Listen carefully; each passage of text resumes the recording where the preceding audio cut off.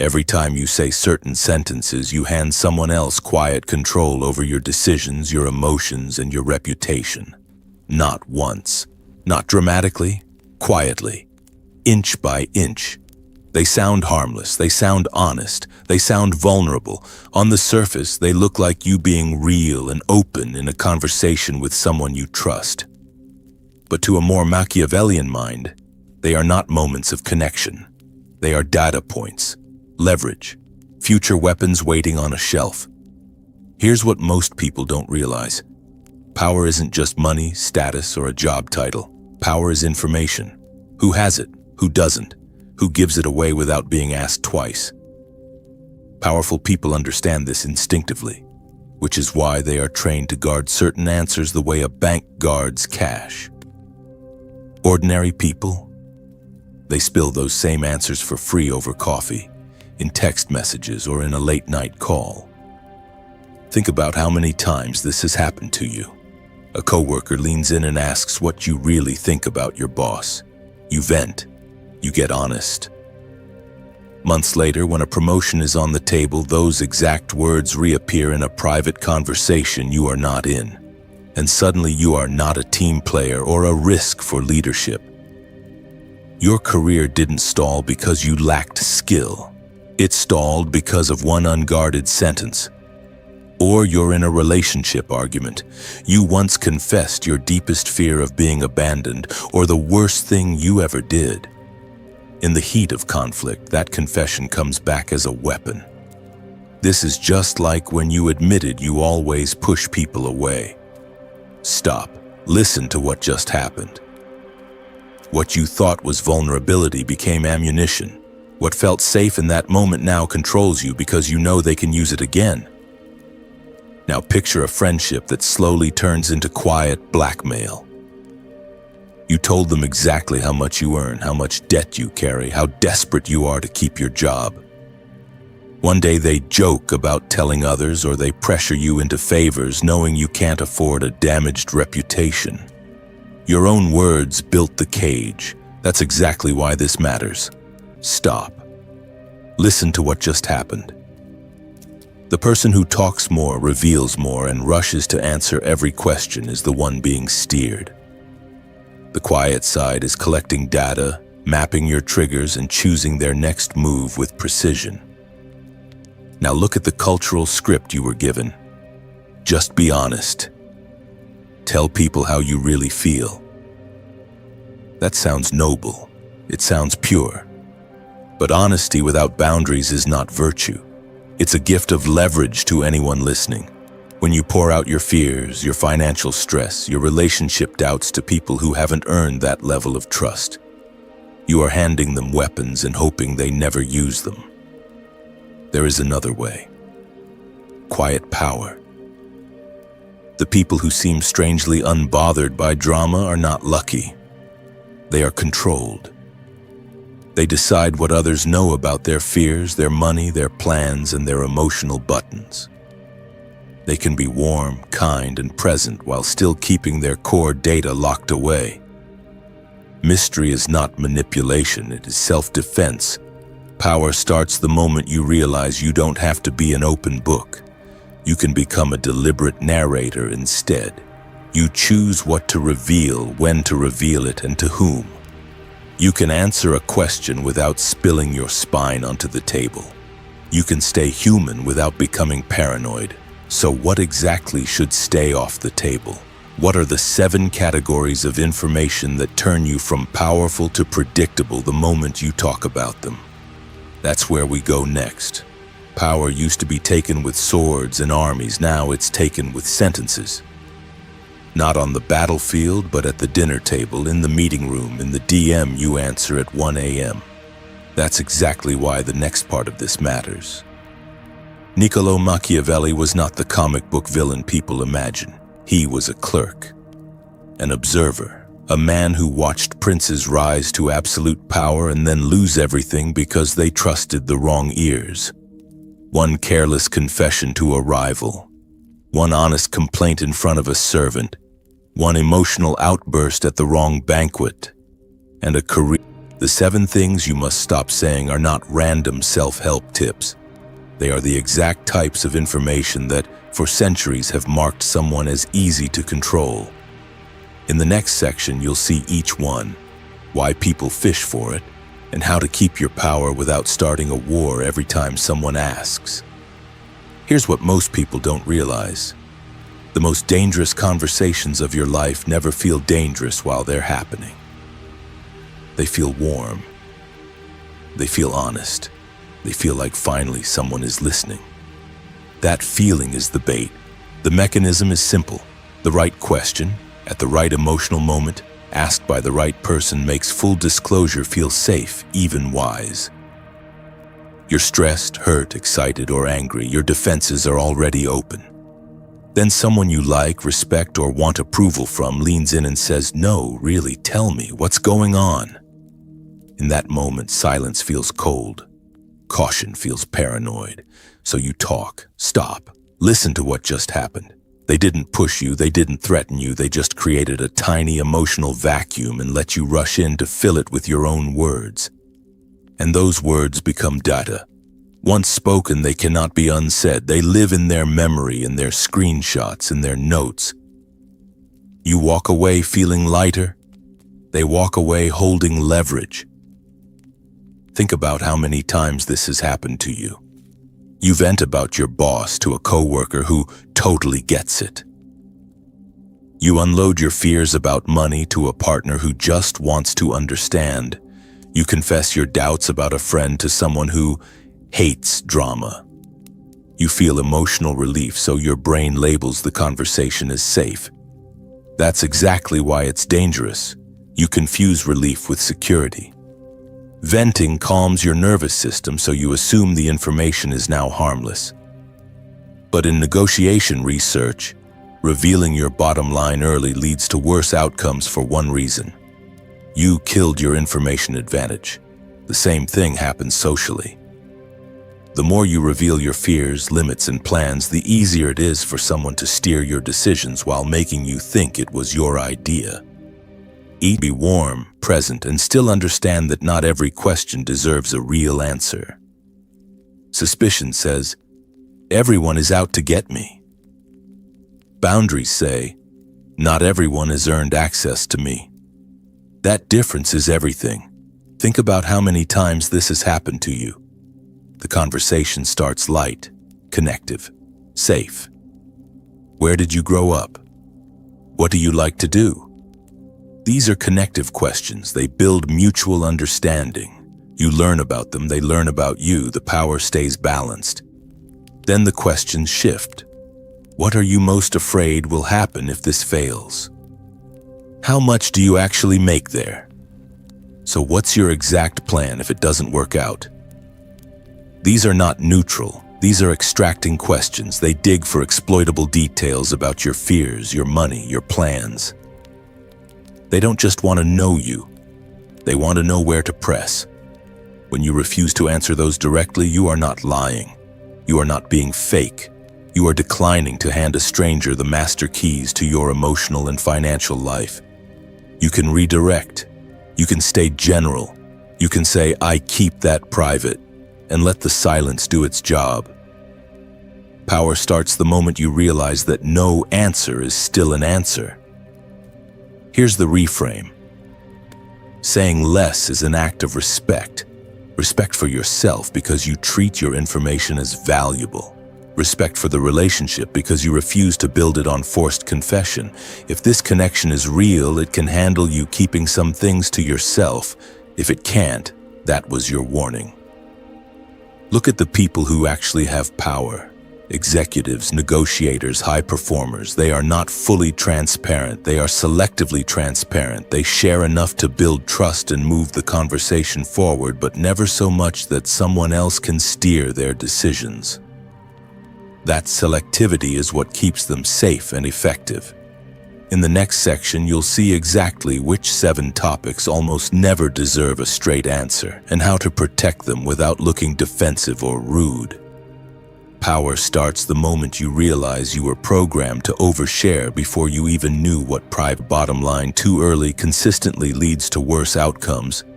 because you destroy your information advantage. That's exactly why manipulative people are trained to get you talking. The new battlefield of power is the space between the question and your answer. That tiny pause, that breath, that moment where you decide what, if anything, they get to know. Most people let that space be filled by panic and old conditioning. Powerful people fill it with choice.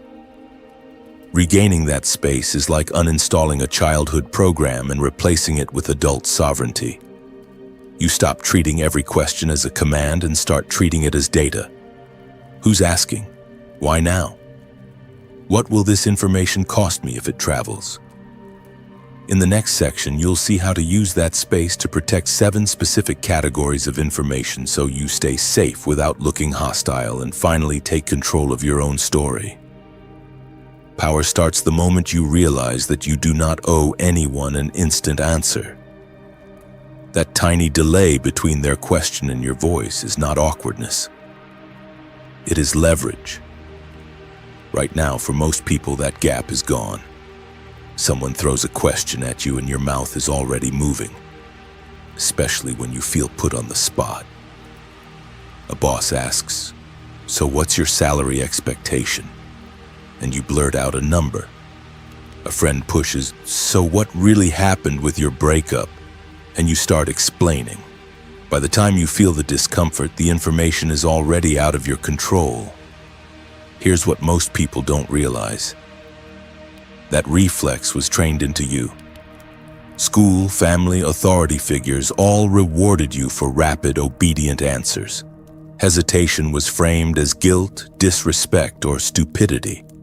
So now, as an adult, you feel an almost physical pressure to fill any silence the moment a question lands. That is exactly why manipulators love questions. They don't need to force you. They just need you to stay on autopilot. So you're going to break the autopilot, not with aggression, with 2 seconds of deliberate silence. Someone asks something personal, not just the story they tell others, but the story they allow others to access. And this is where your old identity has been bleeding power in every conversation without you noticing. You were trained to be an open book, to overshare, to prove you have nothing to hide, to dump your worst memories on the table the second you feel a hint of connection, because that's what real bonding is supposed to look like. To answer every question fully, instantly, so no one can accuse you of being difficult, secretive, or cold. Think about how many times this has happened to you. Someone asks one dangerous question about your past, your fears, your money, your plans. You feel that pull to be honest, so you hand them the full, unedited version. In that moment, it feels brave. It feels pure. But later, when those exact words are quoted back to you in an argument, in a performance review, in a breakup, you feel something else. Exposed, trapped, weak. Here's what most people don't realize. The open book identity is not about honesty. It's about anxiety. It's the need to keep explaining yourself so no one misreads you. It's the reflex to fill silence with details so the other person feels safe, while you quietly destroy your own safety by giving them every piece of data they would ever need to pressure, guilt, or manipulate you. Now contrast that with the strategic narrator. The strategic narrator still shares. They laugh, they tell stories, they admit to fears and failures. But they never hand over raw, unfiltered data that can be weaponized. They talk about how they felt, not every number in their bank account. They describe the lesson from a breakup, not every humiliating detail that someone could repeat at the worst possible moment. Stop. Listen to what just happened. The content can sound almost the same on the surface, but the power position is completely different. One identity is leaking information in every direction. The other is choosing, line by line, what becomes part of the public record and what stays locked in the vault. This is not about becoming cold or fake. That's 7 doors. Leave them open and anyone trained to listen can walk straight through you. On the surface, each one looks like something you're supposed to share. With a partner, with close friends, with family. That's exactly why they're so dangerous. The culture tells you that openness is proof of trust, that being an open book makes you safe and lovable. A Machiavellian mind hears that and smiles, because the more you reveal, the more predictable you become. Think about how many times this has happened to you. You confide a fear and suddenly it's the argument your partner reaches for in every fight. You mention your salary and a coworker uses it to negotiate against you. You share your big plan and someone helpfully talks you out of it right before you were about to move. None of this feels like an attack in the moment. It feels like concern. It feels like honesty. Until you notice that your choices keep bending around other people's reactions. Power starts the moment you realize that information is a currency, not a confession. High-level negotiators are trained never to reveal their bottom line first, because the person who speaks it out loud loses the advantage. The same rule applies to your inner life. The more data you hand out, the easier it is for others to anchor your expectations, press your buttons, and frame what is reasonable for you to want. In the next part of this video, we're going to walk through each of these 7 leaks one by one, not in theory, in practice. You'll see why that category is risky, how people fish for it in everyday questions, and the exact phrases you can use to redirect without looking hostile, evasive, or paranoid. You will learn how to stay warm in conversation while staying strategically closed.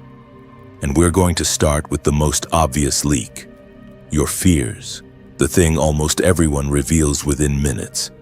Watch what happens when you stop handing your fears over in raw form, even to people who love you.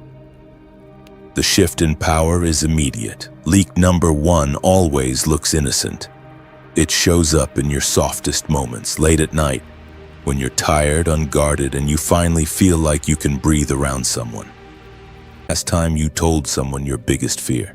Has that sentence ever been thrown back at you in a fight, a guilt trip, or a helpful warning about your future? Has anyone ever used your own confession as the reason you should stay, comply, or keep quiet? Because if it hasn't happened yet, understand this. The information is still out there, waiting to be used. And the next leak people gently pull from you is even more dangerous than your fears because it doesn't just shake your emotions. It reshapes your decisions. Leak number 1 is brutal because it feels like connection while it quietly hands over control. You keep telling people your deepest fears, not the surface level ones, the core fears. Abandonment, humiliation, failure, being seen as stupid or incompetent. Those are not fun facts about you. They are a cheat sheet. When someone knows exactly what makes you panic, they know exactly how to make you comply when it matters. Here's what most people don't realize. In negotiation research, whoever reveals their bottom line first loses leverage. Your deepest fear is your emotional bottom line. It tells the other person, push me here, and I will do almost anything to escape.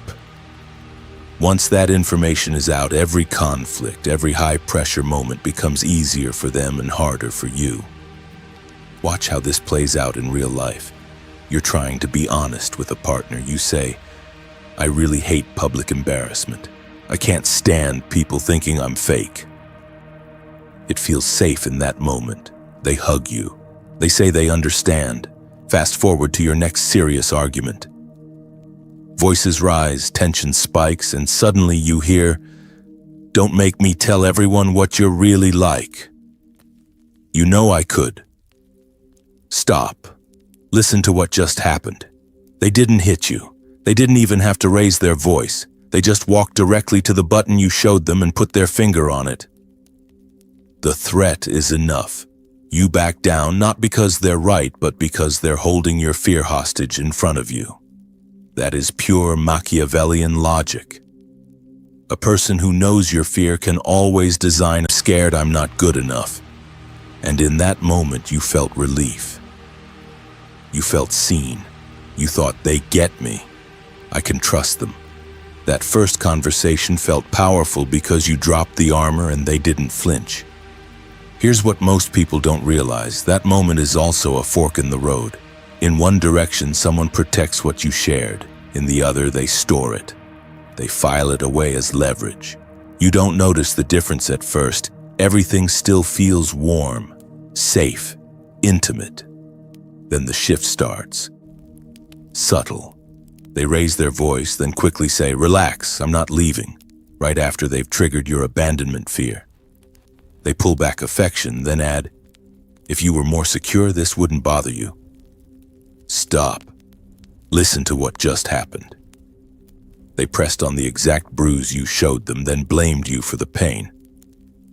Think about how many times this has happened to you. The emotional sequence is almost always the same. First, relief. Finally, someone understands me. Then confusion. Why does this person of all people keep landing on this exact fear? Then resentment and guilt tangled together because part of you knows a line is being crossed and another part is whispering, "You're overreacting. You told them this is your fault." It is not your fault. Name what it actually is: violation, resentment, guilt. These are not signs that you're too sensitive. They are alarms. They are your system telling you, this person is using your own words as a weapon. That's exactly why it feels so disorienting. The same conversation that created trust is now being used to control your decisions. Picture the workplace version. You tell your boss in a vulnerable one-on-one, "I'm really scared of losing this job. I need the stability." They nod, they empathize, they say they appreciate your honesty. A week later, every request comes with a hint. "You know, there are a lot of people who'd love your position." Or, "In this market, it's hard to find something as good as this." Unpaid overtime, constant availability, no complaints. Unfairness. If you want to look grown up, if you want to look fair, you're supposed to hand over your numbers. Think about how many times this has happened to you. You're splitting rent, planning a trip, talking about a raise. Suddenly the conversation shifts from the plan to your income, your debts, your savings.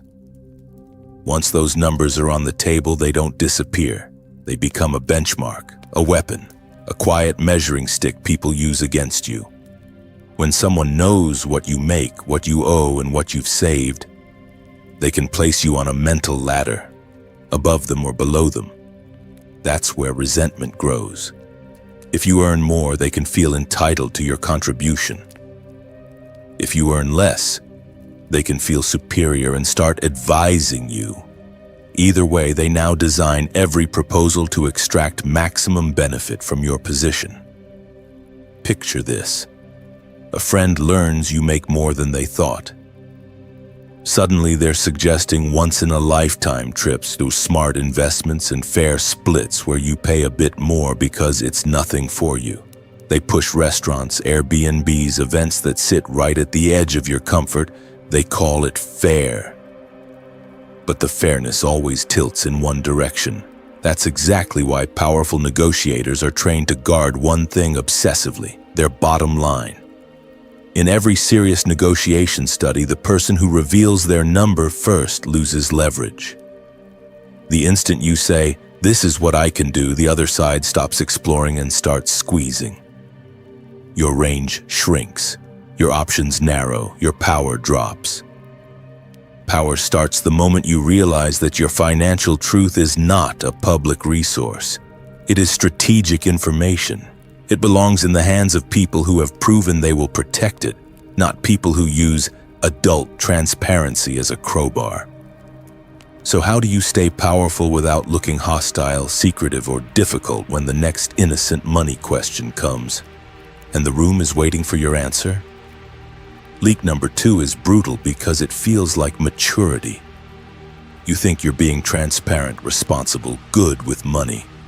But the moment you start dropping exact numbers, you are out of, "My budget is $3,500, you say.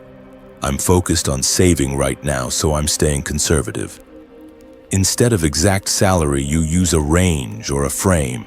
"I'm comfortable but cautious." You stay honest without handing over ammunition. The goal is not to be evasive. The goal is to stay safe. You keep your power by controlling precision, by sharing direction instead of digits. And when someone keeps pushing for specifics, that's not curiosity anymore. That's a test. In the next leak, you'll see how the same pressure shows up around your plans, your fears, and your future, and how to shut it down before it starts. Money is the most socially acceptable weapon people pretend is neutral. The moment you put real numbers on the table, the conversation stops being human and starts being a scoreboard. And on a scoreboard, someone always has to be losing. Studies on oversharing are brutal about this. When you reveal intimate or detailed personal information too quickly, people don't feel closer to you. They quietly rate you as less competent, less disciplined, lower status. Here's what most people don't realize. The same thing happens when you open the vault on your finances. The more precise you get, the more you shrink in their eyes. Not because of the number itself, but because you gave it away so easily. Once people know your income, your savings, your bonus, every choice you make gets put on trial. Order something expensive? With what they make, that's reckless. Choose something cheap? Why are they being stingy? They can afford more. Take a vacation, change apartments, buy a used car, help another friend. Every decision becomes evidence. Evidence for who they think you are and what you should be doing with that money. Stop. Listen to what just happened. You thought you were sharing to build trust. They heard a set of expectations they can now hold over you. That's exactly why powerful people control financial information with the same discipline they use on passwords and contracts. Think about how many times this has happened to you. You tell a friend who earns less what you make. At first, they smile. Then the comments start. Plan. They push for specifics. When exactly? Which company? Which city? What will you do if this doesn't work out? On the surface, it sounds responsible. Underneath, they are forcing you to turn fluid possibilities into fixed commitments they can plan around. Stop. Listen to what just happened. You moved from exploring your options to defending a decision you haven't even made.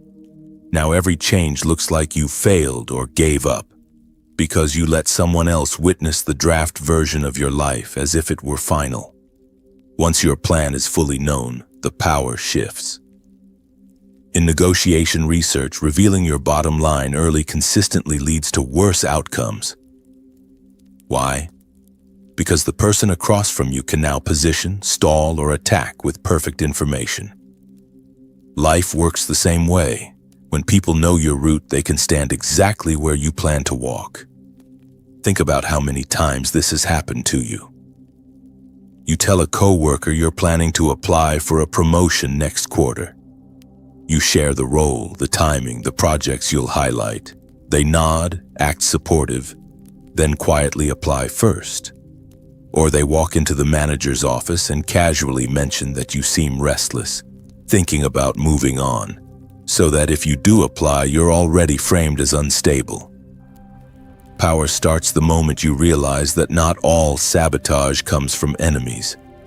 Even supportive people can be dangerous with your plans.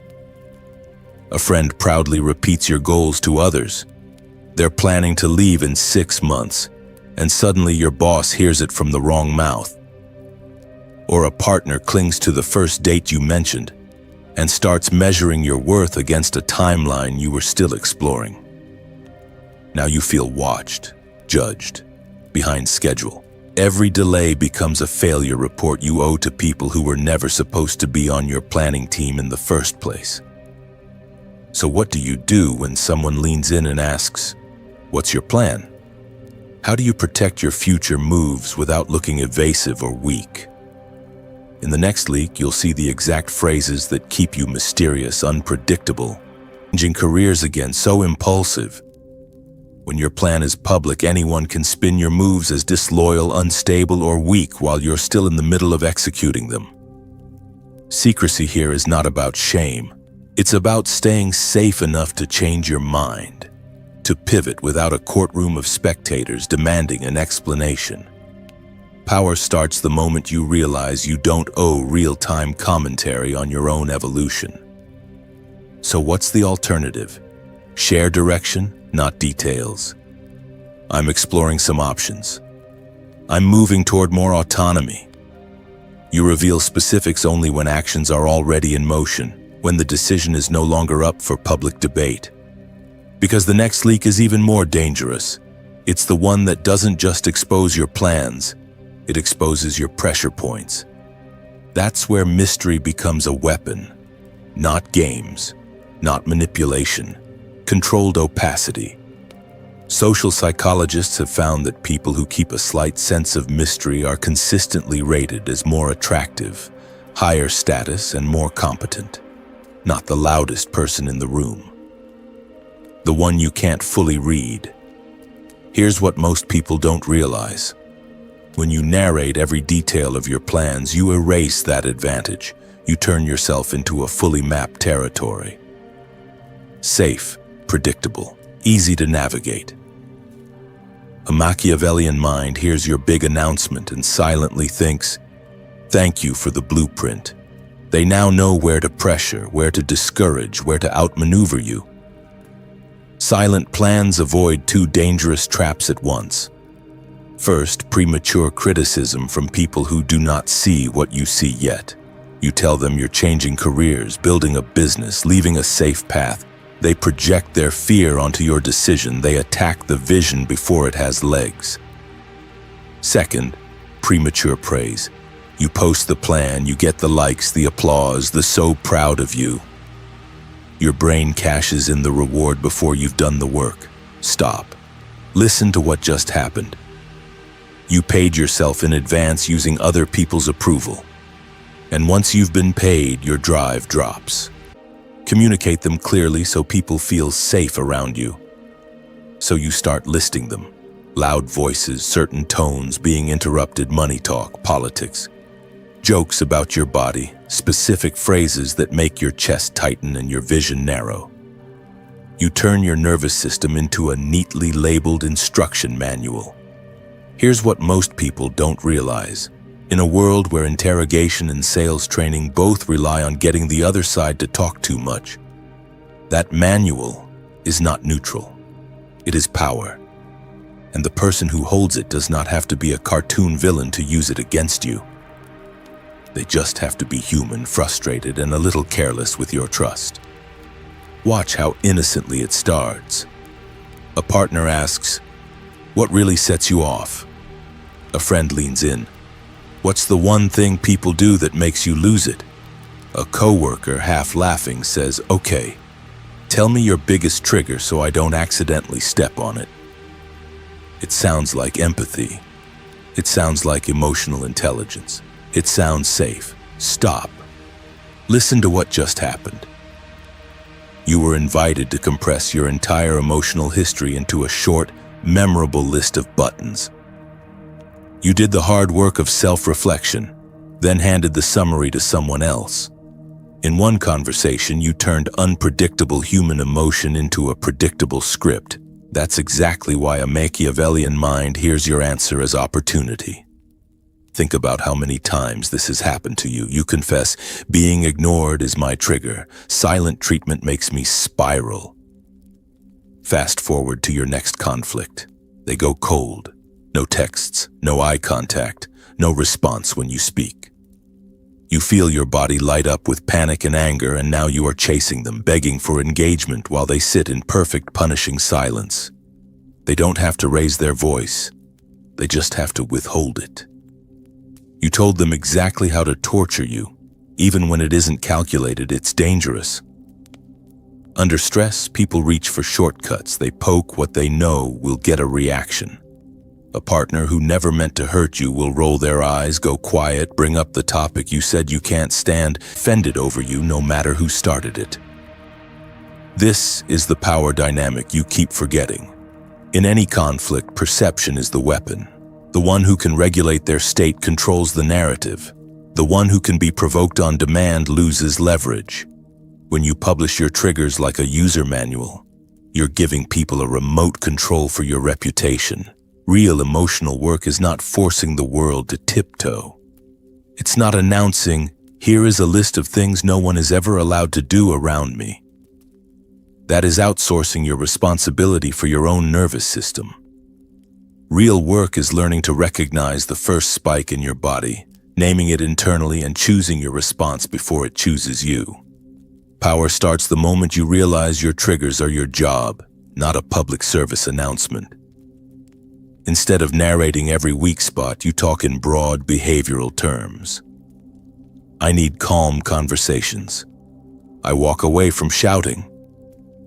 If this gets disrespectful, I'll pause it. You state your standards without handing over the exact code that shuts you down. Think about how many times this has happened to you. You told someone exactly what cuts you the deepest, and in the next argument, that's the knife they reached for. That wasn't an accident. That was a decision. In the next section, you'll see how to respond when people demand that level of detail, and how to stay powerful without looking closed off or hostile. So you stop giving people the code to your pain. And then you make a different mistake. You start telling them, "Don't say that, it triggers me." It sounds strong, it sounds like self-advocacy, but listen carefully. You just told them exactly which lever moves you. Here's what most people don't realize. The moment you announce, "This triggers me," you've handed them a script they can flip whenever they want. A manipulative person hears that and files it away as a weapon. When they want to win an argument, derail a decision, or make you look unstable, all they have to do is press that button you advertised. Then they get to say, "See? This is why I have to walk on eggshells around you." They break your boundary and blame you for reacting. Stop. Listen to what just happened. You can be perfectly calm, perfectly composed, and still leak power every time you open up to the wrong person. Picture this. You're at work or out with friends. The conversation drifts towards someone you both know. Your boss, your partner, that one friend everyone has an opinion about. They lean in. Their voice drops. Off the record, what do you really think about them? It feels harmless. It feels intimate. It feels like you're being invited behind the curtain into a private alliance. Finally, someone who gets it, right? Someone who sees what you see and is giving you a safe space to be honest. That warm rush of relief you feel in that moment is exactly what makes this question so dangerous. Stop. Listen to what just happened. They didn't offer their view. They didn't take a risk. They requested yours. They pushed you onto the stage and stayed in the dark. Here's what most people don't realize. Whoever speaks first in this kind of conversation almost always loses power. You start small. Yeah, she can be a bit controlling. They nod, encourage. No, be honest. What do you really think? So you go deeper. You talk about how your boss micromanages, how you feel disrespected, how you've thought about leaving. In that moment, it feels like truth. It feels like courage. It feels like connection. But the second those words leave your mouth, they stop belonging to you. Your private judgments just became quotable, repeatable, screenshotable. Now they can travel into rooms you're not in, stripped of tone, stripped of context, turned into a weapon with your name attached. Think about how many times this has happened to you. A coworker asks what you really think about your boss. You vent. Months pass. Promotion talks start. And who brings up a concern about your attitude? The same coworker calmly quoting you as not a team player, someone who doesn't fully trust leadership. The decision makers don't see a loyal employee who had a bad day. They see a liability. That's exactly why interrogation training and high-pressure sales use the same principle. That record gets pulled up and used against you. Think about how many times this has happened to you. You hear that someone said something cutting about a mutual friend. You don't forget it. Even if you smile at them later, part of you files them under dangerous. That's exactly why powerful people are extremely careful here. They know that social status is built on the assumption that you are safe to be around. From a Machiavellian angle, the game is even colder. Smart operators collect other people's negative statements and keep their own vague. They ask, "How do you really feel about him?" and let you do the ranting. They nod, they sympathize, they stay clean. Months later, when it serves them, they can quote you word for word while they shrug and say, "I was just being honest about what you said." They hold the transcript, you hold the blame. One careless rant in a car, at a party, or over text can be replayed in group chats, meetings, or family gatherings. Screenshotted, paraphrased, exaggerated. Suddenly, a single heated sentence becomes your entire character. It reshapes how the group sees you and the person you attacked, and you don't control the edit. So what do you do instead? You don't have to lie. You have to learn to aim. Focus on behaviors, not character. That decision hurt the team instead of "she's toxic." Use neutral language. "We don't work well together" instead of "he's a clown." Or use the most powerful answer of all: "We see things differently and I keep my thoughts to myself." Power starts the moment you realize that not every question about other people deserves your raw, unfiltered truth. In the next section, you'll see how to extend that same discipline to an even more dangerous area: your fears, your wounds, and the stories people can use to control you for years. You think the danger is what you say about yourself. It is. But there's another leak that drains your power even faster: what you say about other people when they are not in the room. Here's what most people don't realize. Every time you speak harshly about someone who isn't present, it would make you sweat if it were read out loud in a room full of people. You don't send it. You don't say it. You redirect, you go neutral, or you take the conversation offline and direct. That's how you signal you are safe to trust. In the next section, you'll see how to apply that same discipline to the most dangerous topic of all: your own fears, wounds, and private history. The stories that, in the wrong hands, become long-term leverage against you. And nothing exposes those fears and wounds faster than this next trap: the "what's wrong with you?" confessional prompt. You've heard it dressed up 100 different ways. Be honest. What's your biggest flaw? What's wrong with you that people don't see at first? If someone really knew you, what ugly thing would they find? It sounds deep. It sounds vulnerable. It sounds like a late-night soul-bonding conversation. It is also a dangerous invitation to hand over a permanent weapon against yourself. Here's what most people don't realize. Modern culture glorifies radical self-exposure. You're told that if you don't confess your darkest traits on the first or second interaction, you're hiding, you're fake, you're not doing the work. Online, people perform trauma and self-hate for likes and validation. Offline, that pressure leaks into normal conversation. Suddenly, "tell me your flaws" is treated like a trust exercise, a test of honesty you're supposed to pass by bleeding on command. Stop. Listen to what just happened. A simple question shifted the frame from "do I feel safe with this person" to "do they feel satisfied with my level of self-disclosure?" You stopped evaluating them and started proving yourself. You went from choosing what to reveal to defending why you're not revealing enough. That is a loss of power before you've even opened your mouth. Because the moment you label yourself, you give people the script they will use to interpret you forever. You call yourself lazy, and every time you rest, it's "there it is again." You admit you're clingy, and any normal need for reassurance becomes you being needy. You say you're bad with money and suddenly only describe a behavior. You handed everyone around you a script they can now use on you, against you, whenever it benefits them. Think about how many times this has happened to you. You tell a friend, "I'm horrible with finances," half joking. Months later, they push you into a trip you can't afford, a business idea you don't understand, a purchase that makes them look good. When you hesitate, they say, "Come on, you already said you're bad with money, let me handle it." And because those were your words, you feel disarmed. That's exactly why it's dangerous. In negotiation research, the person who reveals their bottom line first loses leverage. This is the same principle. When you label yourself as incompetent in an area, you destroy your own bargaining power there.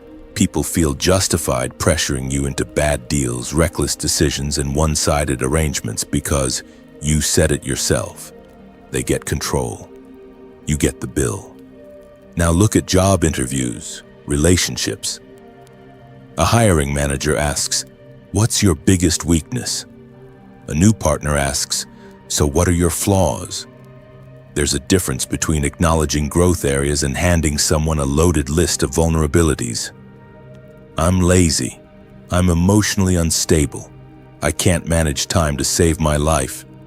You think you're being raw and authentic. To a strategic mind, you're just writing down the buttons they can press. Power starts the moment you realize you don't owe your worst self to every audience. You can work on weaknesses intensely, ruthlessly, but privately. With a therapist, with a coach, with a mentor who has earned your trust over time. You are not obligated to turn every unresolved issue into a public identity badge that anyone can grab and wave in your face. So you need a better script. Instead of, "I'm terrible with money," say, "I'm getting more intentional with how I manage money." Instead of, "I'm always late," say, "I'm tightening up my time management." Frame it as an active project, not a permanent defect. Drop the dramatic, self-insulting labels that freeze you in place and give others language to trap you there. Because once the behavior is specific, temporary, fixable. The identity stays intact. Power starts the moment you realize that you can separate what you did from who you are out loud in every conversation. So you need an audit. What are the negative labels you keep repeating? "I'm anxious. I'm bad with people. I always procrastinate." Those phrases are programming you, and they're programming everyone listening. Replace them with neutral or growth language. "I get nervous, but I'm working on it. I used to leave things late, now I plan earlier." Same reality. Completely different file in their head. This is not delusion, this is authorship. You are deciding which version of you becomes the default answer in other people's minds. If you don't write that story, someone else will, using the worst lines you've ever given them. And when you stop feeding them those lines, they'll go hunting for new material. That's when they start asking for your whole life story. In the next section, you'll see why that innocent "so tell me everything about you" is one of the most dangerous invitations you can accept. That innocent invitation turns into leak number 7. The "tell me everything about your past" demand. It sounds romantic, it sounds intimate. It sounds like the doorway to deep trust. It's not. It's a data harvest. Here's how it usually shows up. A new partner or friend looks you in the eye and says, "If we're going to be close, I need to know everything. No secrets, total honesty." They frame it as a moral test. If you hold anything back, you're hiding. If you pause, you're suspicious. The question is presented as a loyalty oath. "Prove you're safe by giving me all your history." Stop. Listen to what just happened. They just linked your worth to your willingness to surrender information. Not just who you are now, but every mistake, every trauma, every shameful chapter you've already outgrown. And because you've been trained to equate disclosure with love, you feel pressured to open the vault. What do they want to know? Details about exes, family dysfunction, old addictions, legal trouble, humiliating stories. Your past belongs to you. It is not public property. No one is automatically entitled to a full documentary of your worst moments just because they say, "If you really loved me, you'd tell me everything." That sentence is not about love. It's a pressure tactic. It turns your history into an entrance fee. Think about how many times this has happened to you. Early in a relationship, someone says, "Tell me your deepest regret. Tell me the worst thing you've ever done. I just want to know the real you." It sounds romantic, it sounds safe. But the second you unload every detail, the power balance tilts. They are calm, listening, collecting. You are exposed, emotional, defending. Stop. Listen to what just happened. One person now holds a permanent archive of your shame, while you hold nothing of equal weight on them. That is not equal vulnerability. That is information asymmetry. In negotiation research, the side that reveals their bottom line first consistently loses leverage.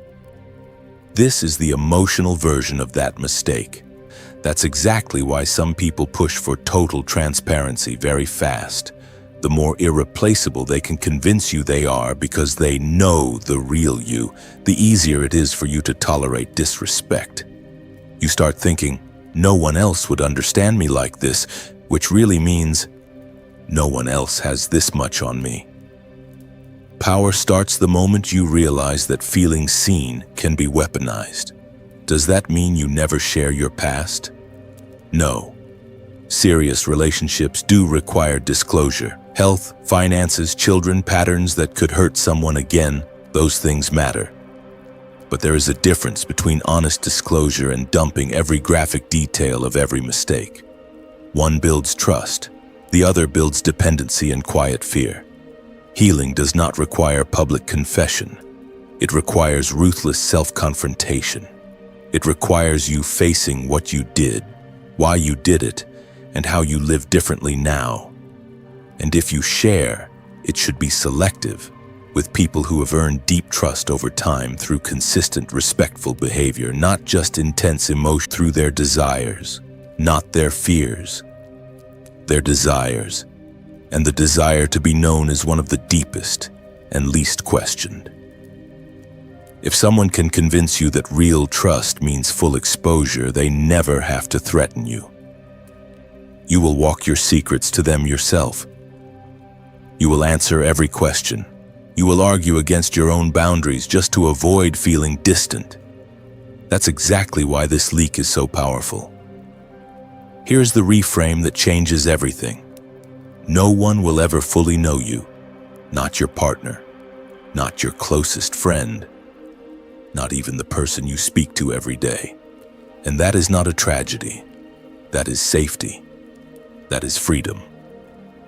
There are rooms in you that cannot be translated into words, and trying to force them into every conversation is how you lose respect, status, and control. Power starts the moment you realize your goal is not to be fully known. Your goal is to be accurately known in the parts you choose to share. Precision, not exposure.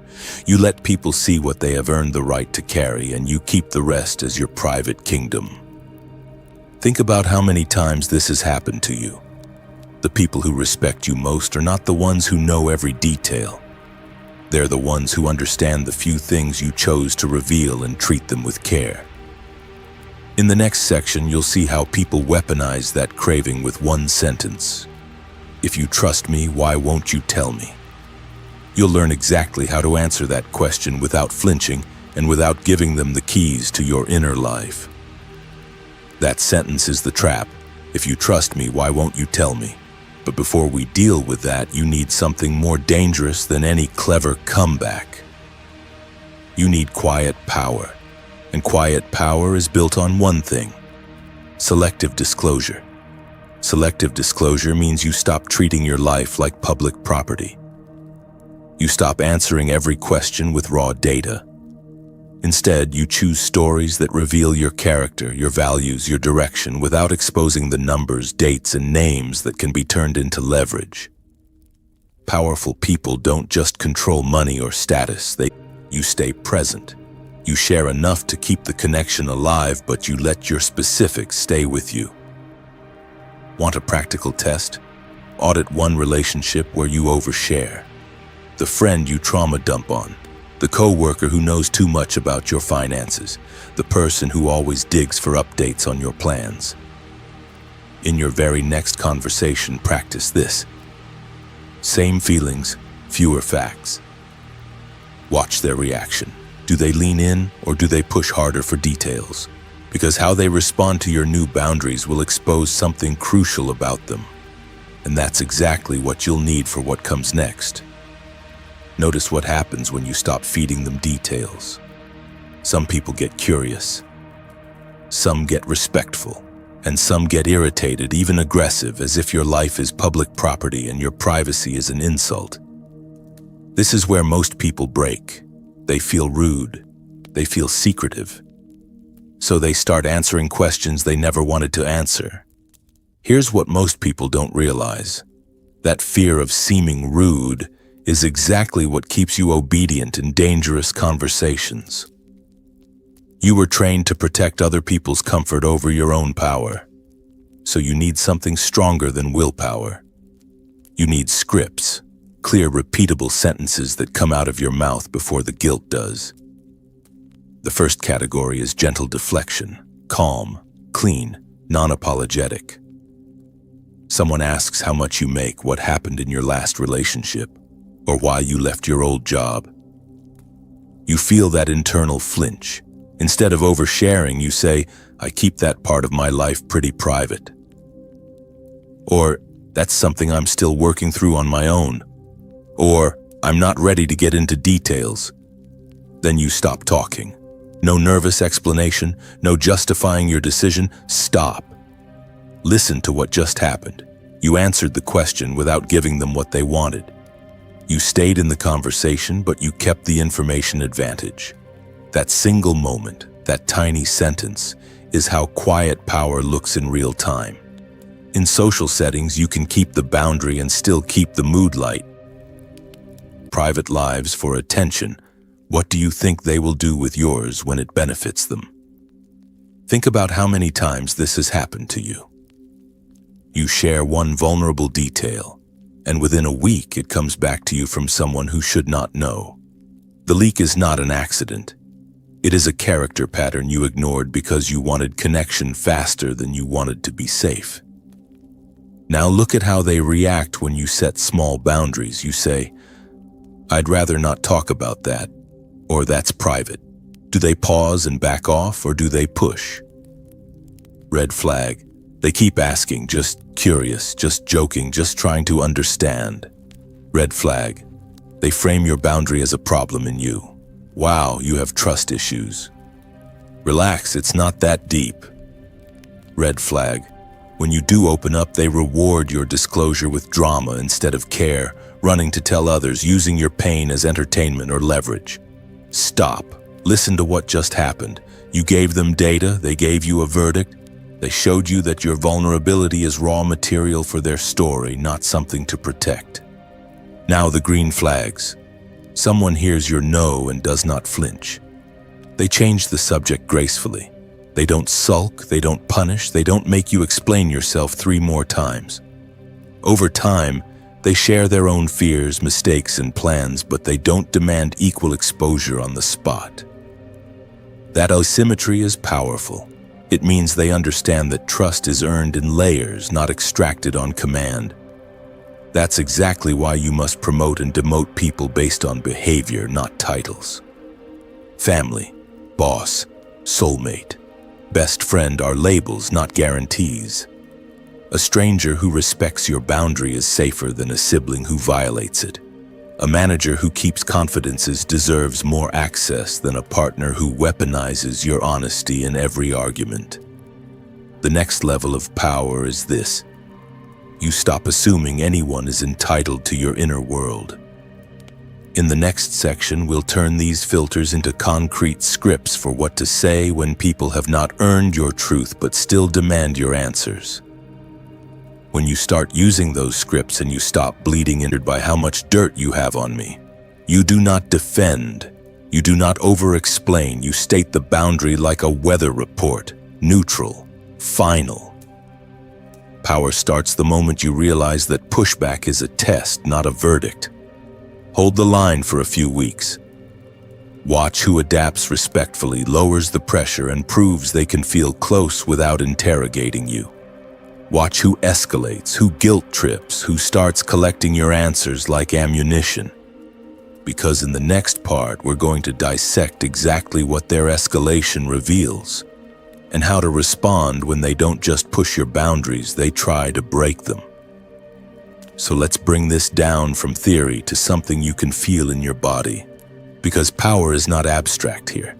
It's hiding in the next question someone asks you at work, on a date, or at your family table. Work first. You're at your desk and a coworker leans over with that friendly, dangerous smile. So what did they end up giving you for that promotion? And what's your plan next, manager track? Old you answers automatically. Honestly, not as much as I wanted. I'm hoping for senior manager in a year if I can impress Lisa. She hinted I'm competing with Mark. You think you're just venting. They just learned your salary, your frustration, your target, and your rival. That's ammunition. Now watch the rewritten version. Same question, same coworker, different you. You pause for half a second. It's been a good step up. I'm focused on doing strong work this year and seeing what opens up. No numbers, no timeline, no names. If they push again, you smile once. I'm keeping the details between me and HR. The conversation moves on. You feel lighter. No anxiety later about what might travel back to your boss. That's exactly why selective answers are powerful. Dating. You're on a third date, parked in the car, and they say, "Tell me your deepest fear and what really happened in your last relationships." Old script, you unload. Childhood betrayals, every mistake, every wound. It feels intense, intimate, like instant tension. You stop narrating your fears, your plans, your private doubts on demand. You answer less, and when you do, your answers are cleaner, shorter, less emotional. Here's what most people don't realize. That restraint makes you look more grounded, not cold.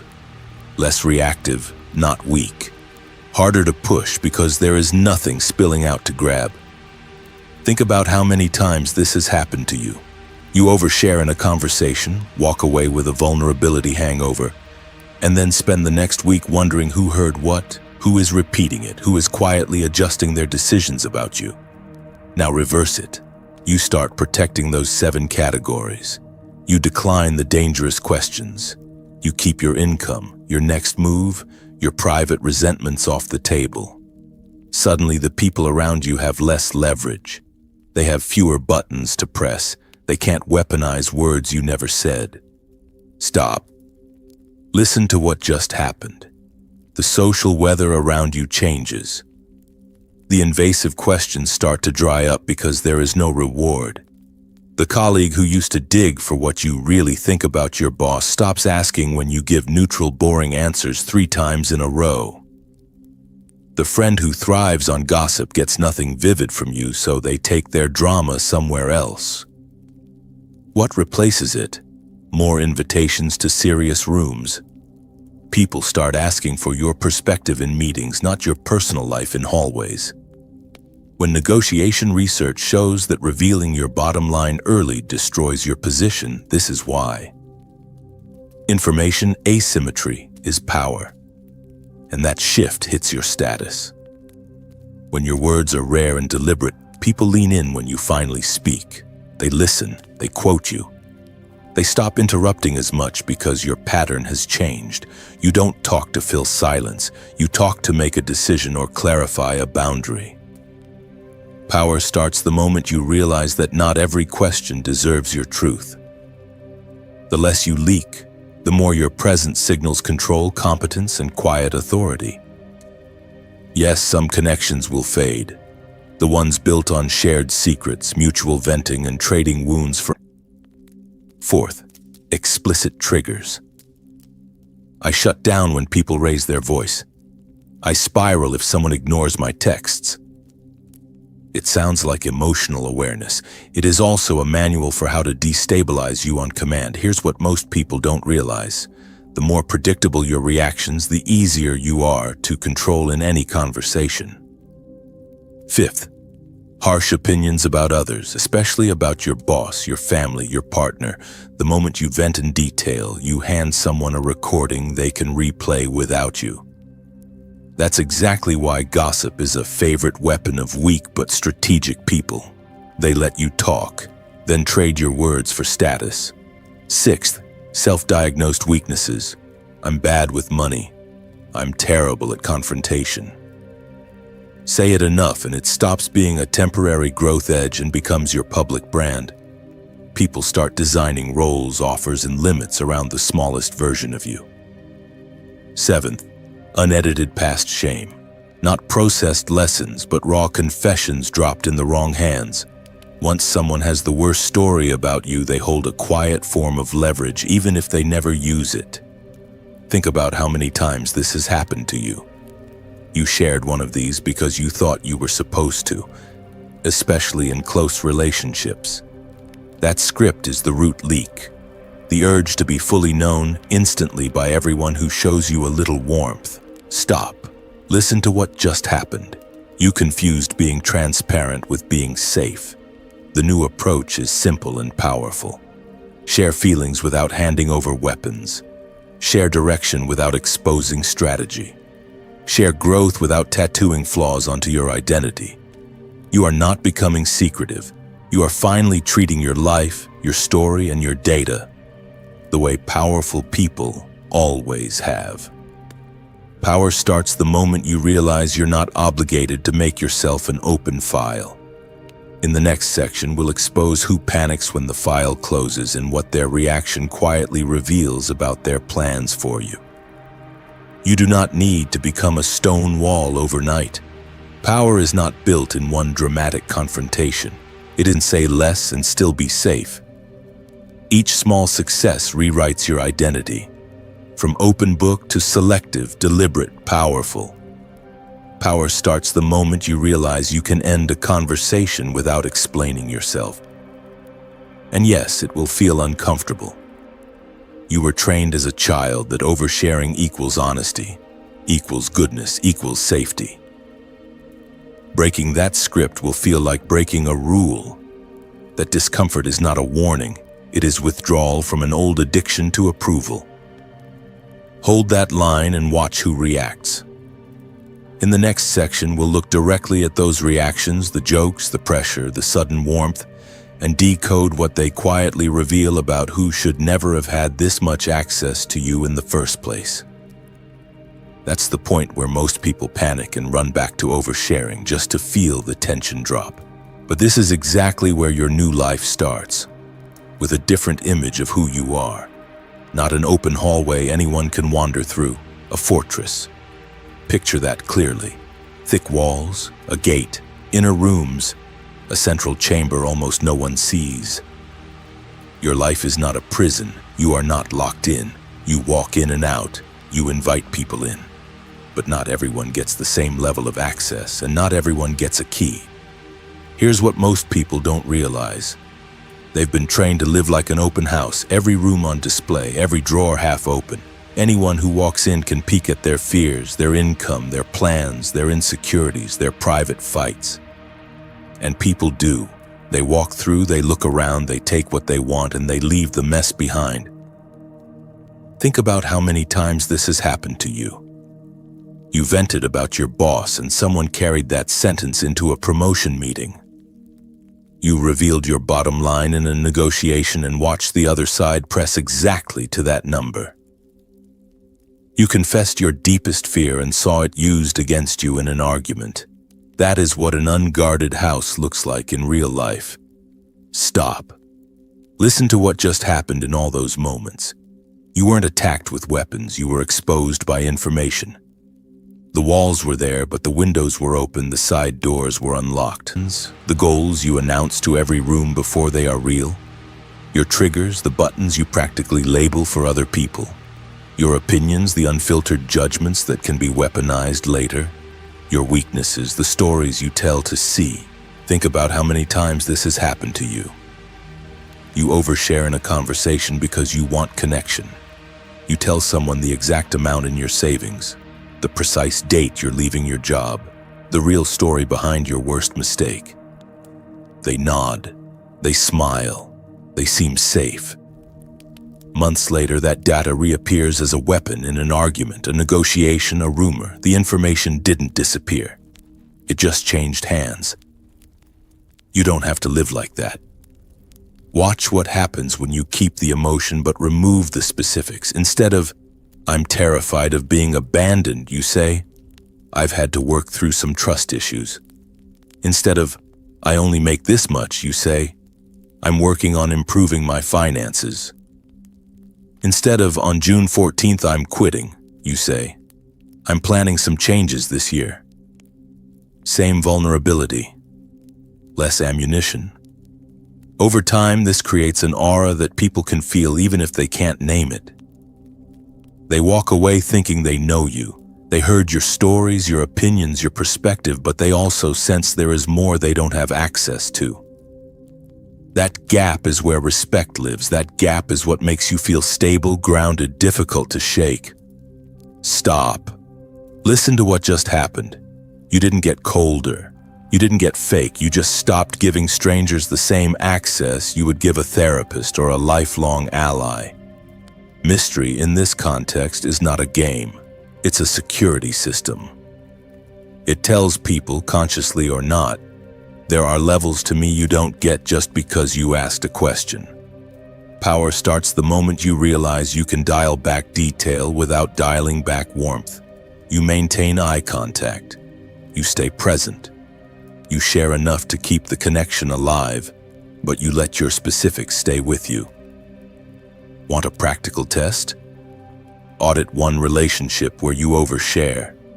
The friend you trauma dump on. Details, no apology, no crack in the wall. Then there is boundary plus connection.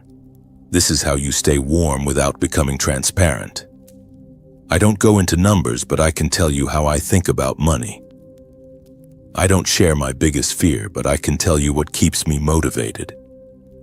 You refuse the invasive answer, but you offer a safer one that still keeps the conversation alive.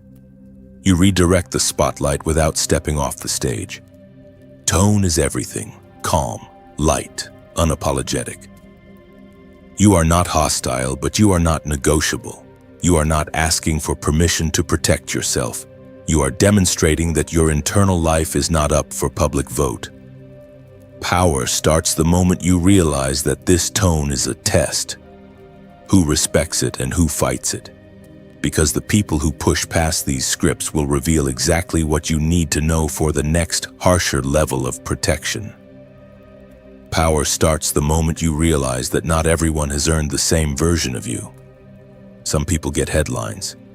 A few get the full story.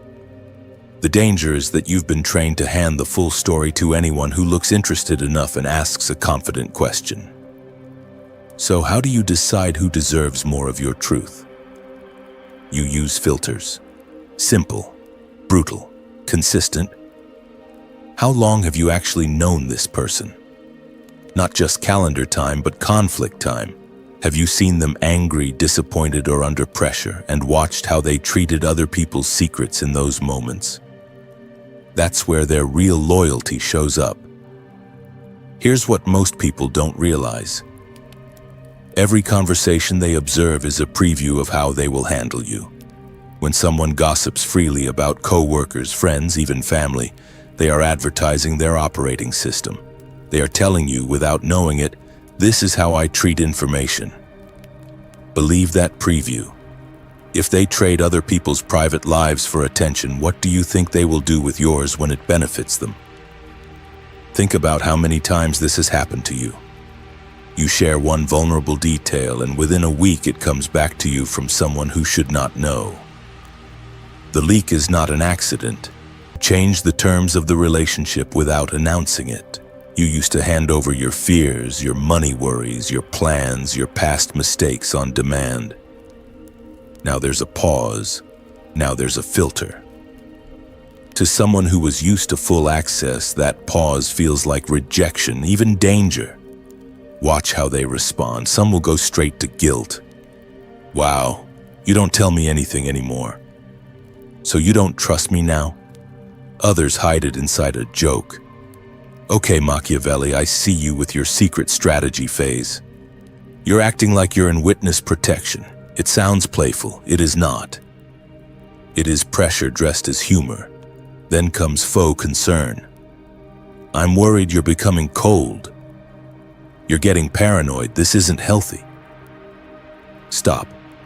Listen to what just happened. You tightened your boundaries, which is a rational power move, and they pathologized it. They framed your decision to be intentional as a psychological problem they need to correct. That is not care. That is control. Think about how many times this has happened to you. You tried to say less at work and a coworker poked until you opened up. You pulled back from oversharing with family and suddenly you were holding grudges. Every time you caved, you taught them one lesson. If they push hard enough, you will hand over the information that makes you easy to manage. Here is the reframe. Anyone who needs constant access to your fears, your money, your plans, your past in order to feel close to you was never safe with that access in the first place. Real trust is not built on how much dirt someone has on you. It is built on how they treat you when you say no. So you answer calmly. I'm just being more intentional with what I share. I'm learning to keep some things for myself. Our connection isn't measured by how much dirt you have on me. You do not defend. You do not over-explain. You state the boundary like a weather report. Neutral. Final. Power starts the moment you realize that pushback is a test, not a verdict. Hold the line for a few weeks. Watch who adapts. Respect a lot about boundaries and communication. My biggest fear is wasting time with the wrong person, so I take things slow. If they push for details, you say, "That's the kind of history I share gradually when it's earned." You stayed honest, but you did not trauma dump. You walk away calm, not emotionally hungover. Family next. Holiday dinner. A relative asks, "So how much are you making now? And be honest, what do you think about what your brother's doing with his life?" Old you answers both, exact numbers, harsh judgments. The room feels electric and your words will be repeated when you're not there. Rewritten, same table. Money's going fine, I'm comfortable and grateful. No figures, on your brother. He's making his own decisions, I'm not in his business like that. Neutral, non-reactive, the conversation dies instead of exploding. You leave without replaying it in your head all night. Stop. Listen to what just happened. Nothing dramatic, no speeches, just micro choices in how you answer. Power starts the moment you realize you can do this in the next 24 hours in your texts, your calls, your hallway conversations.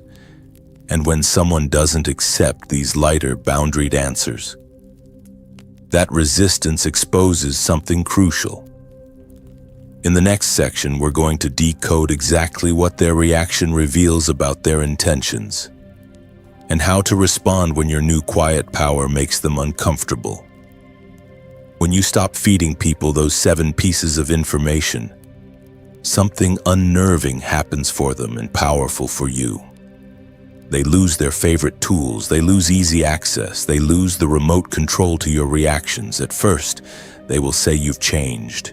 You seem quiet, different, distant, but watch what actually shifts. You stop explaining yourself every time there's tension. You stop narrating your fears, your plans, your private doubts on demand. You answer less, and when you do, your answers are cleaner, shorter, less emotional. Here's what most people don't realize. That restraint makes you look more grounded, not exactly why high-level leaders are trained to deflect questions about money, strategy, and internal conflict. Not to be fake, but to protect what matters. Over the next 30 days, treat your life like an experiment.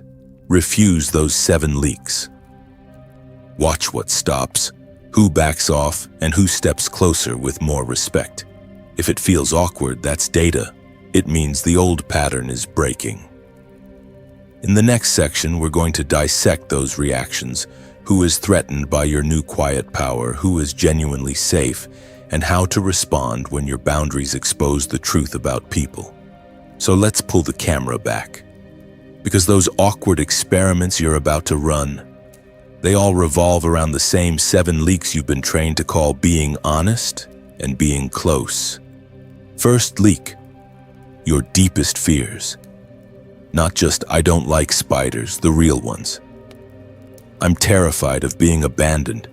I'm scared I'll never be enough." To a safe person, that's vulnerable. To a dangerous person, that's a blueprint. They now know exactly which buttons to press when they want you to stay, to comply, to chase their approval. Second, exact money numbers, salary, savings, debt, what you'd accept in a negotiation. Studies show that revealing your bottom line early destroys your advantage. The same thing happens socially. Once people know your financial ceiling and floor, they know exactly how hard to squeeze, how little they can give you, and still keep you on the hook. Third, detailed future plans. Dates, steps, names, timelines. Powerful people share direction, not strategy. When you narrate every move before you make it, you invite interference, sabotage, and quiet competition. You also make it very easy for someone to borrow your ideas and beat you to your own finish line. Fourth, explicit triggers. I shut down when people raise their voice. I spiral if someone ignores my texts. It sounds like emotional awareness. It is also a manual for how to destabilize you on command. Here's what most people don't realize. The more predictable your reactions, the easier you are. That made you overshare in the first place. You feel exposed, you feel rude, you feel like you're not being yourself. And you snap back to your old leaks even harder. So you don't overhaul your entire personality. You pick one leak. Think about how many times this has happened to you in the last week. You said too much about your money, or your fears, or your relationship, or your plans. Which of the 7 do you hand out the most? Name it. That one becomes your target for the next 7 days, not forever. Just 1 week of deliberate, strategic silence around that category. Then you add one simple practice, a debrief. After any significant conversation, when the call ends or you walk away, you ask yourself one dangerous question. Did I give away any of the 7? Where could I have paused or deflected? No judgment, just surveillance. You're not attacking yourself, you're gathering intelligence on your own reflexes. Stop. Listen to what just happened. You moved from being the person who just talks to the person who studies their own conversations like data. That shift alone is power. Interrogators and high-level negotiators are trained to make other people speak more than they should, because the more you talk, the more predictable you become. You are reversing that training on yourself. Next, you choose one deflection script, not 5. 1. The line you will reach for when that specific leak gets poked. It might be, "I'm still thinking that through," for your plans, or "That's not something I share," for your income, or "I'm handling it," when someone fishes for your private fears. You repeat that one answer until it feels boring, until it feels automatic. That's exactly why it will still be there when you are tired, emotional, or under pressure. Every time you use it and walk away feeling lighter, take note. That feeling is not random. It is your nervous system realizing you can say less and still be safe. Each small success rewrites your identity, from open book to selective, deliberate, powerful. Power starts the moment you realize boundaries are not attitude, they are architecture. A closed door in a conversation is you saying, "We don't go in that room." A locked room is a part of your inner life that belongs only to you and a very small, proven circle. The inner chamber is where your long-term plans, your real fears, and your deepest loyalties live. Those are not for public viewing. Now connect this to the 7 leaks. Every time you hand over your plans, your financial details, your private doubts, your sources, your emotional triggers, your real limits, your long-term grudges, you are leaving something open. A cracked window, a back door, a blind spot in the wall. Power starts the moment you realize you can walk through your life and systematically repair each one. What would change if your inner world felt like a well-guarded fortress instead of a public hallway? How differently would you answer a dangerous question if you knew exactly which rooms were off-limits?